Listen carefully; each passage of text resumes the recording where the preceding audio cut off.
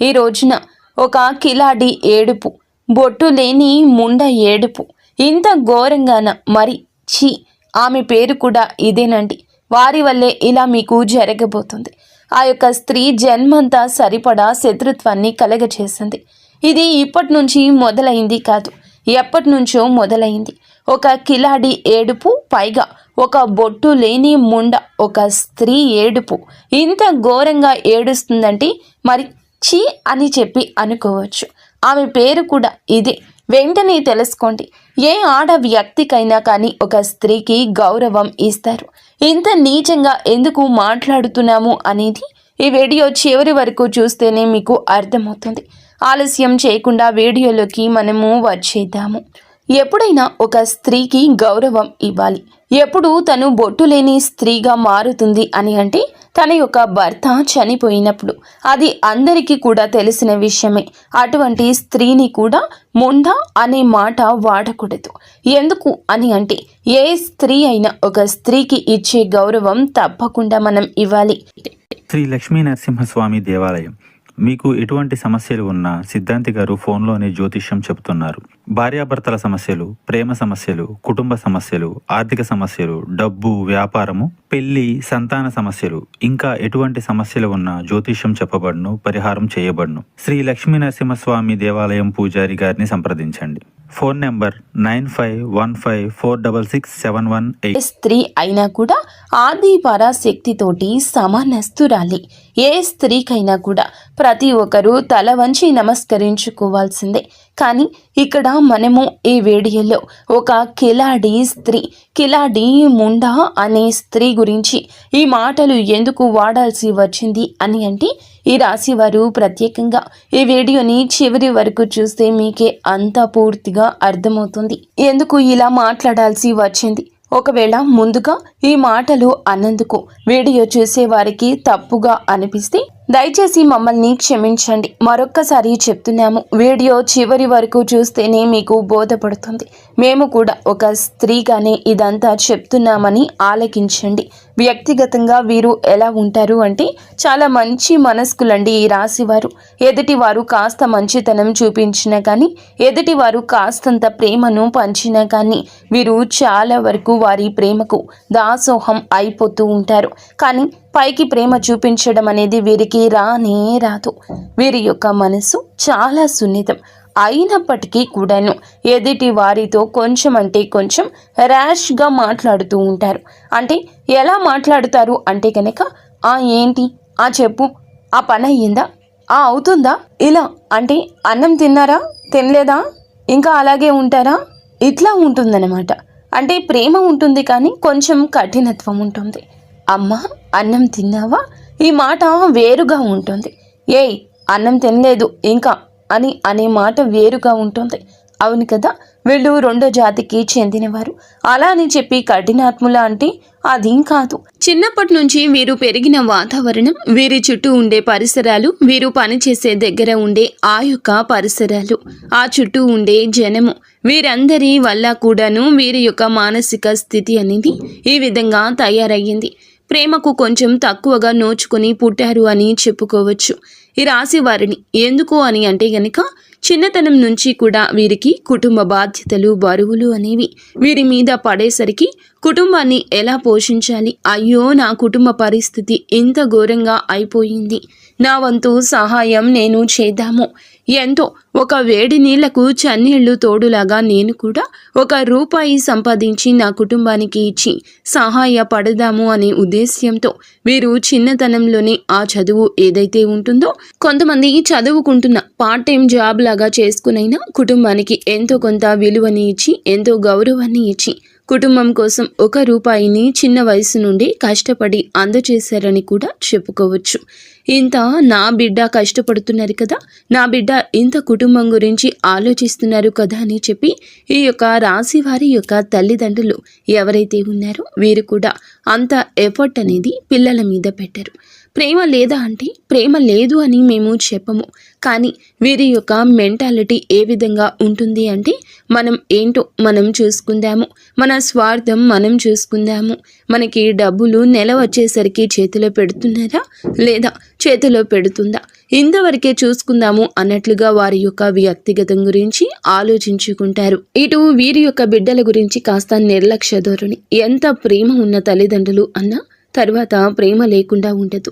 ప్రేమ ఉంటుంది, కానీ ఆ ప్రేమకు కూడా ఒక లిమిట్ అనేది ఉంటుంది. అంటే ఒక గీత అనేది వారే గీసుకున్నారు. ఆ గీత దాటి వాళ్ళు అడుగు బయటికి పెట్టి వాళ్ళ దగ్గరికి తీసుకోకపోవడం వల్ల కాస్తంత వీరికి మూర్ఖత్వం అనేది పెరిగిపోయింది. ఇక్కడ ఎంత మూర్ఖత్వం పెరిగినా కూడా, ఎంత చదువు అనేది నిర్లక్ష్యం చేసినా కూడా సమాజానికి మనము ఒక విలువను ఇవ్వాలి అనే విషయం వీరికి తెలుసు. ఇక్కడ మనకి సమాజం, మన యొక్క జీవితం అనేది ఎంతోమంది వ్యక్తుల ద్వారా ఎన్నో గుణపాఠాలు నేర్పిస్తుంది. మనుషులతో ఎలా మాట్లాడాలి, ఎలా ప్రవర్తించాలి, డబ్బు కోసం ఏ పని చేయాలి, ఏ దారిలో వెళ్తే మనకి గౌరవం పెరుగుతుంది, ఇవన్నీ కూడా వీరి చుట్టూ పరిసరాల నుంచి నేర్చుకున్నవి చాలా ఎక్కువగా ఉంటాయన్నమాట.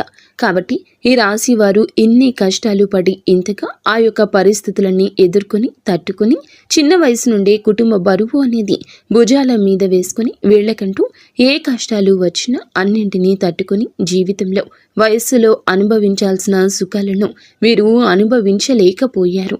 కాబట్టి వీరు ఈ యొక్క ఆ మానసిక స్థితి అనేది కొంచెం కఠినత్వంగా మారిందే తప్ప వీరు యాక్చువల్గా అయితే చాలా అంటే చాలా మంచి మనసు ఉన్నవారు. కుటుంబం కోసం త్యాగం చేస్తారు. రేయింబవళ్ళు కుటుంబం కోసం కష్టపడి పని చేస్తారు. కష్టపడి కుటుంబం కోసం ఎక్కువ ప్రాముఖ్యత ఇస్తారు. వారికంటూ సమాజంలో ఒక గుర్తింపు తేవాలి, నలుగురిలో వారికంటూ ఒక విలువ తీసుకొచ్చి పెట్టాలి, వారికంటూ ఒక స్థానాన్ని మనమే ఏర్పరచాలి అనే ఉద్దేశ్యంతో, అంటే వారు కష్టపడి ఒక కొవ్వొత్తిలాగా వెలుగునిస్తూ వీరు కరిగిపోతారు అని కూడా చెప్పొచ్చు. అంత త్యాగం అనేది ఈ రాశి జాతకుల్లో ఉంటుంది.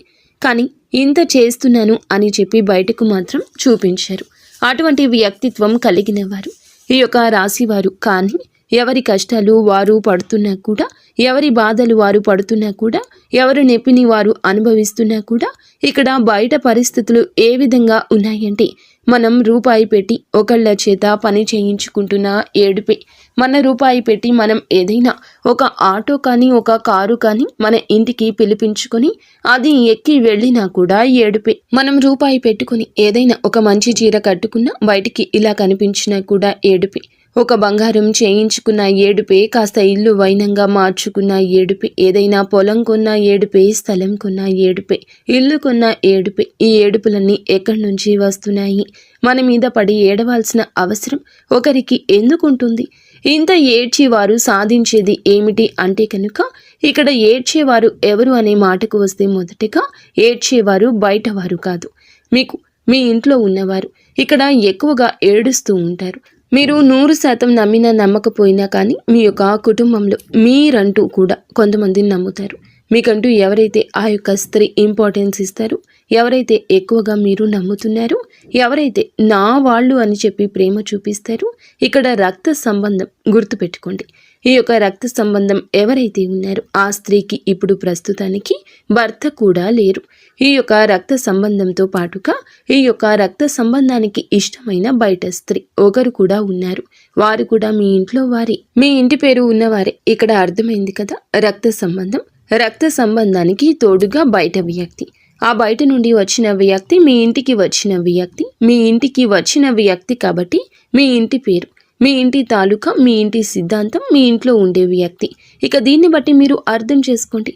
కానీ ఈ యొక్క స్త్రీల ఏడుపు వల్ల ఏం జరుగుతుంది, మాకేం నష్టం వచ్చింది, వారు ఏడుస్తున్నారు అని ఇంత ఖచ్చితంగా మీరు ఎలా చెప్పగలుగుతారు అంటే, చెప్తాము వినండి. ఎందుకు అని అంటే కనుక, ఎప్పుడైనా కానీ మీరు మంచితనానికి పోతారు. నా వాళ్లే కదా అని చెప్పి ₹1 ఖర్చు పెడతారు. నా వ్యక్తులు కదా అని చెప్పి వారి పనులు, వారి అవసరాలు అన్నీ కూడా తీరుస్తారు. వారి యొక్క పనులు, అవసరాలు అన్నీ కూడా గడిపించుకున్న తరువాత మిమ్మల్ని పూర్తిగా అందరూ కలిసి పరాయి వాళ్ళుగా చేసేస్తారు. వాళ్ళ అవసరాలు తీర్చుకున్న తరువాత నువ్వు ఎవరో నేను ఎవరో అన్నట్లు ప్రవర్తిస్తారు.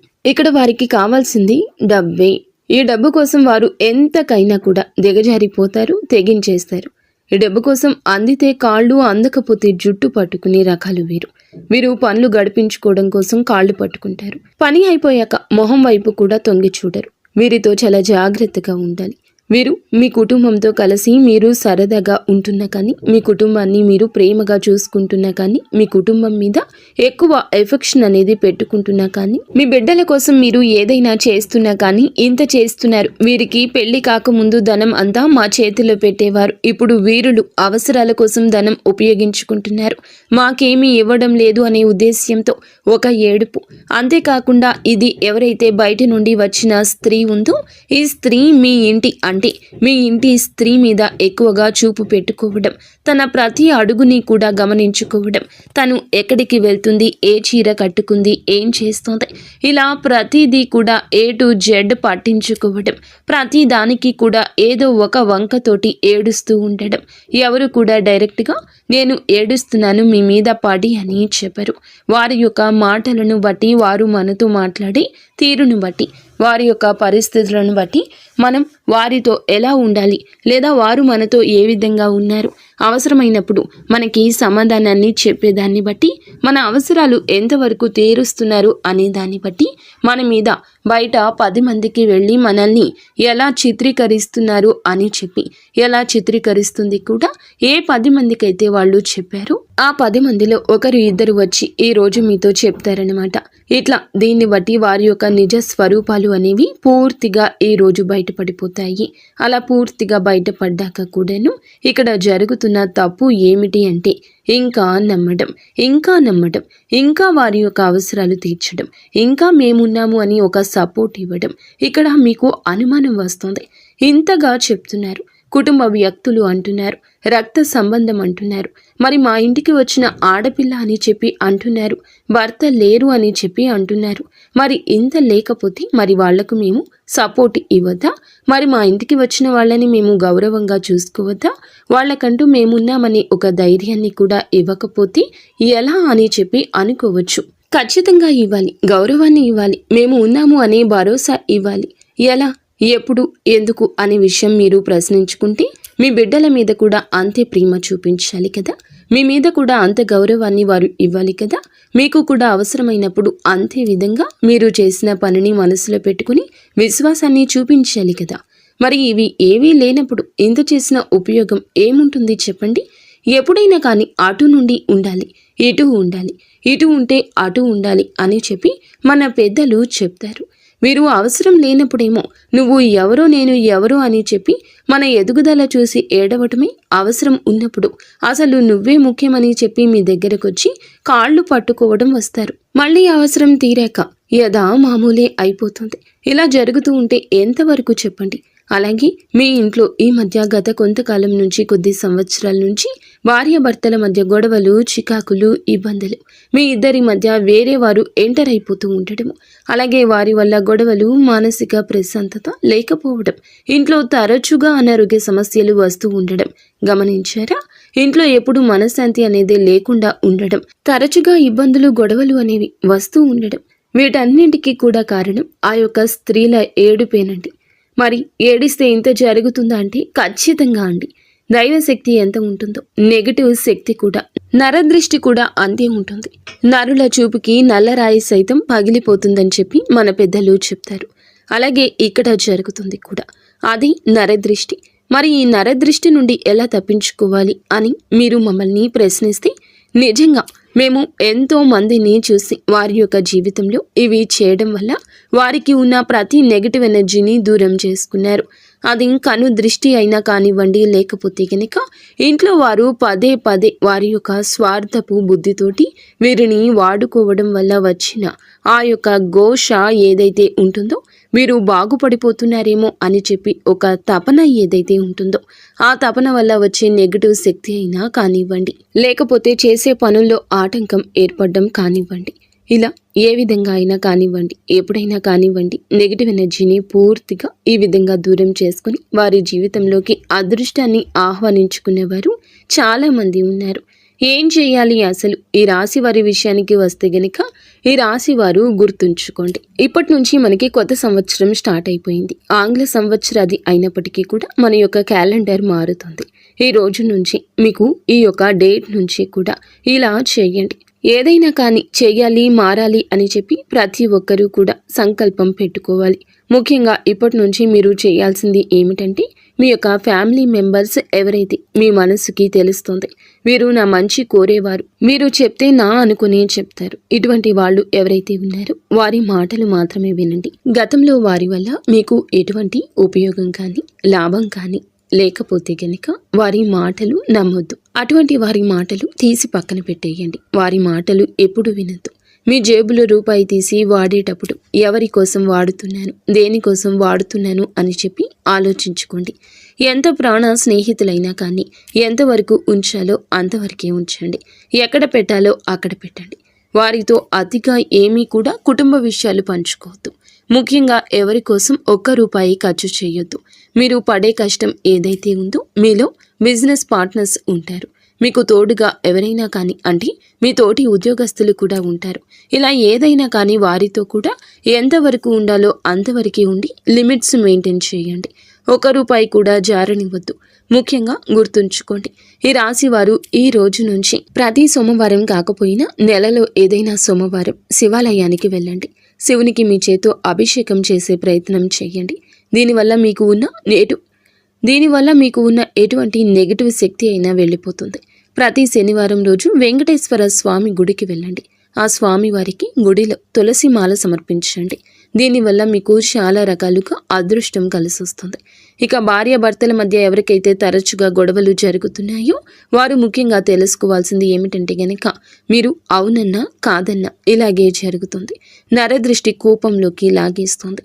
మీరు ఏదైనా శివాలయానికి వెళ్ళడాన్ని మాత్రం నిత్యము కాకపోయినా అప్పుడెప్పుడైనా అలవాటు చేసుకోండి.